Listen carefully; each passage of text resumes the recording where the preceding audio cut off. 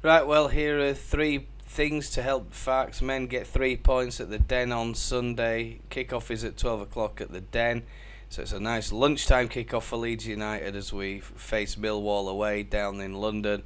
And of course, everybody's looking forward to the football returning this weekend. I know it's going to be a big one. And of course, we're all looking forward to a really entertaining game of football. Something much more entertaining than Sheffield Wednesday fixture, shall I say, as well. Speaking of which, we'll open the video with a little bit of insight about that. Let's get on with it. Watch along Leeds, shorts, live, and watch along with me, Leeds United, because we all love Leeds.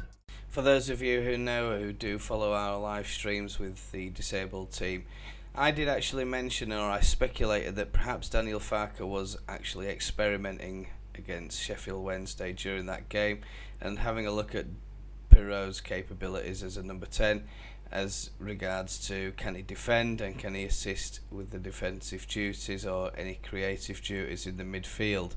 And when we have a look at the statistics and the heat action areas of the map, Joel Pirot is virtually AWOL, as we mentioned. A lot of other Leeds fans, if you look around online, have said the same, that they were very sad to see that he's not playing up front in front of Rutter, and that's evidenced by the stats that we're just going to have a little look at right now. We can see that the common passing ranges were almost forming like a hexagonal pattern around the middle of the centre circle, and we seem to spend a lot of time going down that left flank trying to probe for openings, and a lot of action was happening down on that left flank in both halves of the game for Leeds. But overall, it wasn't very progressive for us. We didn't seem to get in behind the Sheffield Wednesday defence that often. And you can see that there's very little heat action in the 18-yard box and virtually zero in the 6-yard box, obviously, other than any corners. Or I can't even recall if there were any corners, to be honest with you.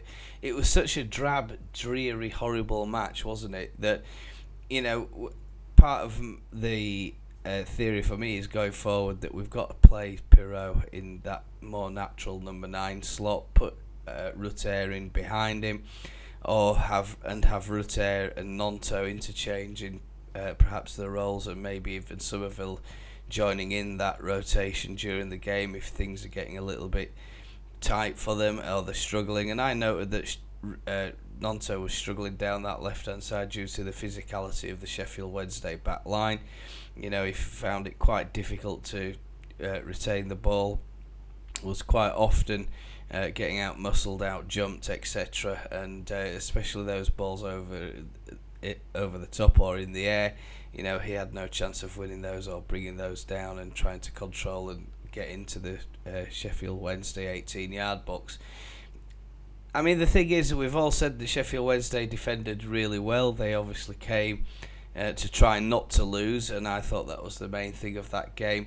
But going forward into this Millwall game, I think point number one, we've got to put Pirot up front. Although I love Luke Ayling as much as an ex-Leeds fan, unfortunately for Luke, he does currently hold the record for the player who has been dribbled past the most so far this season, with a standing total of 13 dribbles successfully past him. Although he does have a tackle completion rate of 85%, I feel that it's time to unleash Jed Spence in that right back role, and I think it might be time just to give Luke Ayling a little bit of a rest for this particular match. I also want to see a little bit more of Jed Spence. For me, he impressed against Sheffield Wednesday, and he really sorted out the Sheffield Wednesday left-hand side attacking line, particularly Bannon, who was literally just totally outclassed when Spence appeared for just those 9 minutes. Although, you could argue that it was tiredness and Bannon had been on the pitch a long time, and Jed Spence had just come on the pitch and he was a fresh pair of legs. But for me, going forward in the tackle, his strength, his skill on the ball and touch overall seemed to be very impressive. And of course, he's a quality player. He's come from Tottenham and he's got a bag of experience underneath him now. So, I'd like to see Jed Spence in that right back role for the game against Millwall. Overall, I've been impressed with Archie Gray and Ethan Ampadu in the holding pivot role in the midfield, and I think their productivity has been very good for us so far this season.